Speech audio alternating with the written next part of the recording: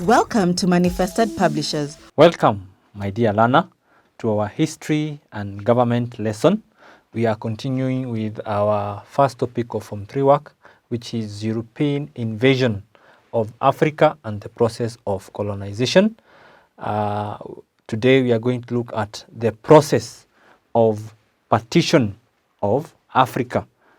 In our previous lessons, we looked at the meaning of the word partition, which we defined as the division, right? The division, dividing or division in an organized manner. That is how we defined the term partition. So when we talk of partitioning of Africa, we are referring to the process in which the European powers divided the continent of Africa amongst themselves. So we are going to look at this process. How did it happen in the continent of Africa? So to start us with, we are going to mention that from the 1870s, the European powers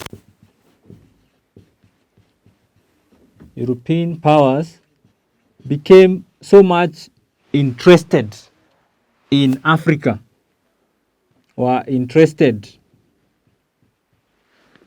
in Africa.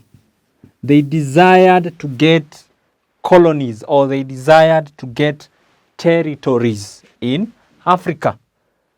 The first example, as we have looked at in our previous lessons, as we have studied, as we have learned in our previous lesson, is that European powers started to scramble and get the different portions or territories in Africa. My dear learner, can you go and are you able to remember the reasons we gave or the factors that influenced the European powers to come and get the territories in Africa? Yes, I'm sure you are well able to remember and discuss them because we have already done that in our previous lessons. If you are joining us for the first time, you could go and get our previous lessons, and you are going to understand, or you are going to get the different reasons or the different factors why the European powers came or scrambled to get a portion of Africa. So in today's lesson, we are going to look at the process of partition. How did the European powers divide the continent of Africa amongst themselves? How did they decide who is going to get what and how much are they going to get? That is what we are going to be discussing. So this process was started by the activity of King Leopold II. King Leopold II, who was the king of Belgium at the time. So King Leopold II, through the African Association,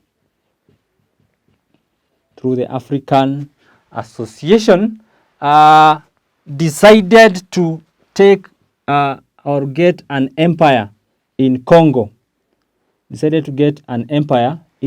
So this was an association he initiated to help him create an empire of himself. He wanted to get a place where he could have an empire in Congo. So he came down to get or secure the Congo basin to himself, or get an empire to himself. So while he was doing this, we had the British and the French were competing to get Egypt. And I explained this in our previous lesson, why they were really fighting over, or they were scrambling to get to control the territory of Egypt. So at that point, I explained that the British were able to overcome the French. So from this defeat, the French went down or wanted to join or get a portion of Congo. Remember, Congo is being claimed by who? King Leopold, right? So the French resulted or went again and tried to get a portion of Congo by signing treaties. By signing treaties. So they wanted to overcome the Belgians by getting a portion of Congo. So, but they came to an amicable position and declared Congo a free state. They declared the Congo free state. So that is, they left the Congo basin to Belgium for the Belgians to control it. So at that time, the French also decided, because they have not been able to get a hold of Egypt, they have not been able to get effectively control the Congo. They decided to go back to the west, to West Africa. They decided to go to West Africa. At the same time, the British also wanted to get a portion of West Africa. So you find there was a lot of competition. They were fighting, or they were deciding, or each and every one of them wanted to get a portion of Africa. So there was almost a war between these European states, each and every one of them claiming or trying to go and get a portion of Africa. So to avert the war, there was a German chancellor. The German chancellor at that time, the German chancellor, who was known as Otto von Bismarck. Bismarck decided to call a conference. Otto von Bismarck decided to call a conference to discuss. Should be R. Otto von Bismarck decided to call these European states. We have talked of Belgium, we have talked of British, we have talked of French. There was Italy, which was interested in North Africa and parts of East Africa. So all this German chancellor decided to invite these powers in 1884. In 1884, they decided, or he organized a conference.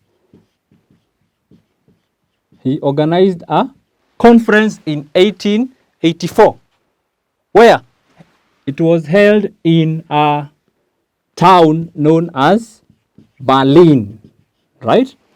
Berlin. So he held a conference that brought all the powers, all the European powers, so that they could sit down and map out the continent of Africa and decide, this is where you are going to take portion. This is where Germany is going to take portion. This is where Britain is going to take portion. This is where Belgium is going to take position. So this conference was held in 1884 up to 1885. It was held from 1884 to 1885. So this conference, which was later came to be known as the Berlin Conference. So in this conference, these European powers sat down and laid down procedures or terms that were agreeable to all of them.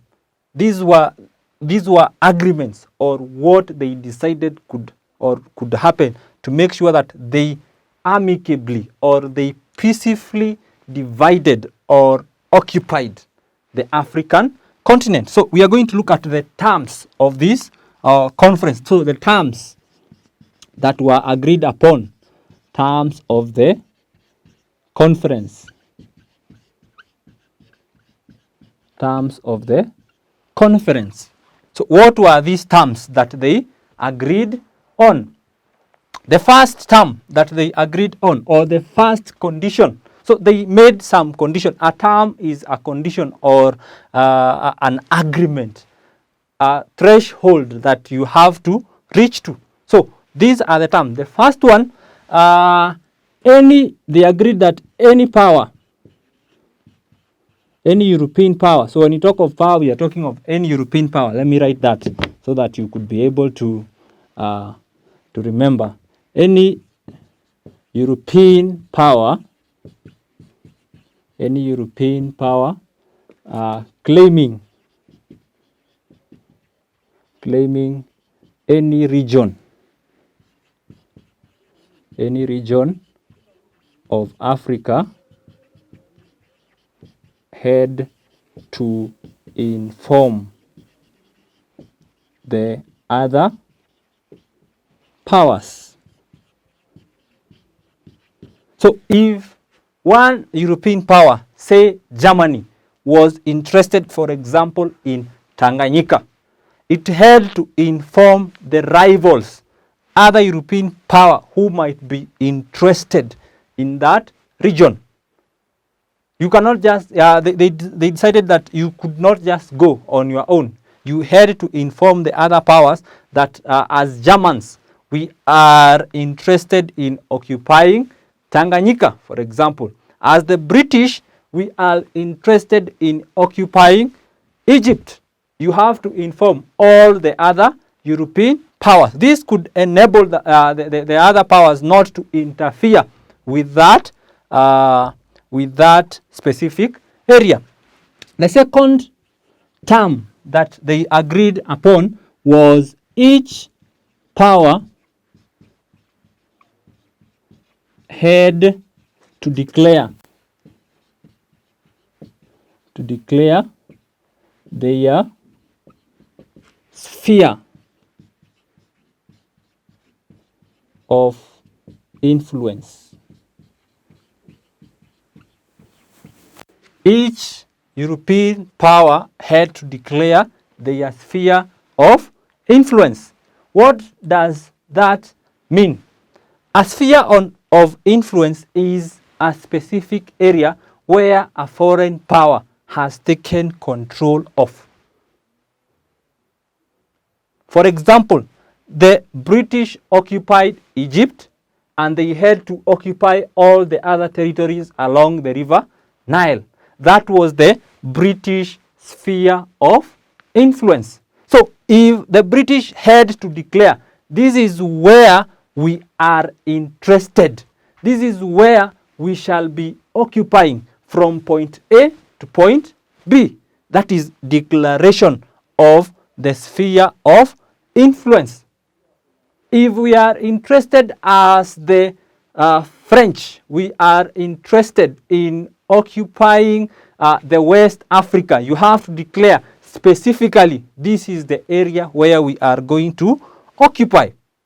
That is the next term. Let us look, my dear learner, at the third term or the third condition that had to be met by the European powers. Now, declaration of the sphere of influence. Declaration of the sphere of influence had to be followed by effective occupation. Declaration of the sphere of influence had to be followed by effective occupation. What does that mean?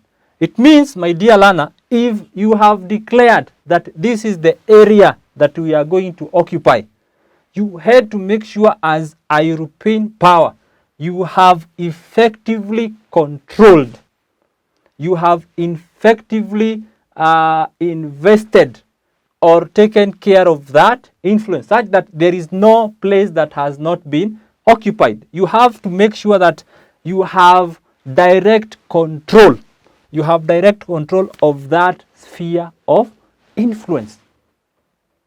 So you cannot just claim that you have occupied point A and there is no presence of your leadership there, or there is no presence of your rule there. So you had, as a European power, if we have declared this is where we are going to occupy, we have to follow it up with occupation. There has to be activities that have to be taking place at that place.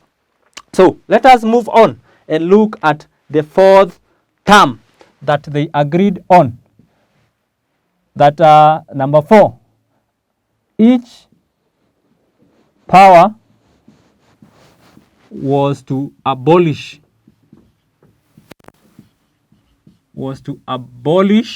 slave trade in their areas of occupation. In their areas of occupation. In their areas of occupation. So if we have occupied point A or point B, as a European power, they agreed amongst themselves that you have to make sure in that area there is no slave trade happening there. You have to make sure that there is legitimate trade. You have to abolish all forms of slave trade in that area. And then number 5, my dear friend or my dear learner, the Congo Basin or the Congo River was to be left for any European power to navigate.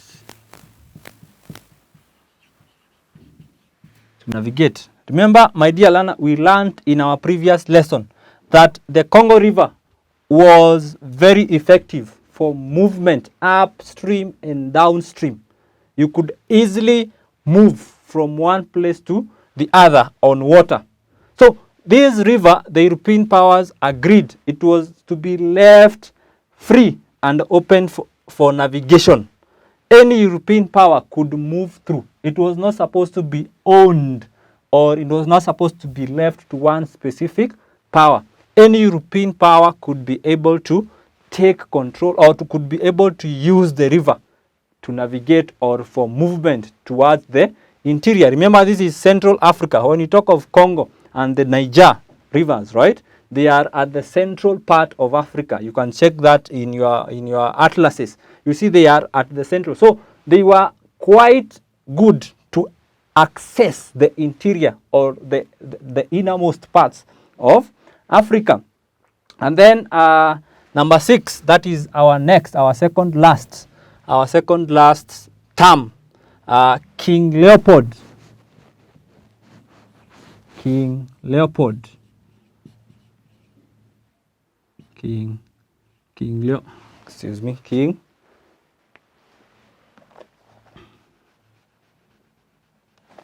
Leopold was acknowledged to control the Congo Free State. King Leopold, who was the king of Belgium at that time, was recognized as the one to control the Congo Free State, which he had established earlier. So all the powers, or all the other European powers, agreed that this area, the Congo Free State, was to be left to be controlled by the Belgians, led by King Leopold the second. Actually, the second. Should not forget that it's King Leopold the second. So, and then lastly, my dear learner, the last term of the agreement, any European power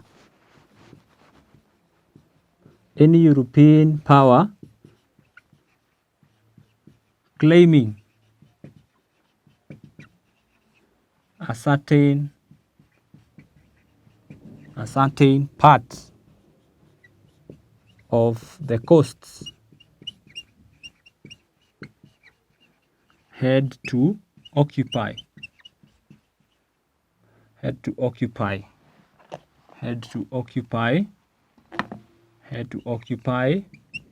the interior of the coasts.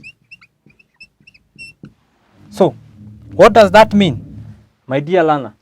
As a European power, we have occupied, or we have declared a certain coast to be our sphere of influence. For example, the Germans decided to occupy, right, the coast of Tanganyika. They had to make sure that the interior of that coast, any coast that a European power has occupied, it has to make sure that the interior, for example, if you come to the coast of Kenya, which we have today, which runs from Somalia down up to Tanzania today, the British had to they declared that sphere of influence. They had to make sure that to the interior, up to Uganda, they have to make sure that the whole of that land has been occupied. So you do not just take claim of the coast and leave the interior. So if you take a coast, you have to make sure that even the interior of that coast has been effectively occupied. So, my dear learner, we have just looked at the terms, the agreement that the European powers make. So, based on these 7 points, the African continent was divided. It was divided amongst the European powers. So, each European power, number one, we said, have to inform the others. This is where we are interested into occupying. So the British explained to the other powers, this is where we are interested in occupying. The French, the same. The Germans, the same. The Italians, the same. Each of them declared their sphere of influence. And then with that, they had to follow that with effective occupation. I do not want you to forget that, my dear learner. Effective occupation. They had to occupy and make sure that the resources in that sphere of influence have been occupied or have been utilized to the best of their ability. And then they had to make sure that there is no slave trade happening. They had to abolish slave trade.